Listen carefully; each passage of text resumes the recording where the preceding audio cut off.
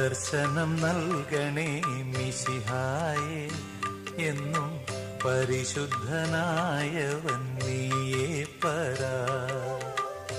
പാപ ഉലകിൽ എൻ വാസം ചിരം, യേശു തുണ തന്നെ ജീവബലം.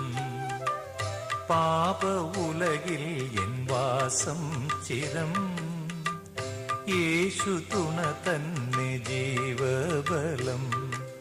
വീറോടും ഗർവോടും ധനമോടും വാണാലും സ്നേഹമോടെ എന്നും എന്നെ കാക്കും തിരുസുതനേ.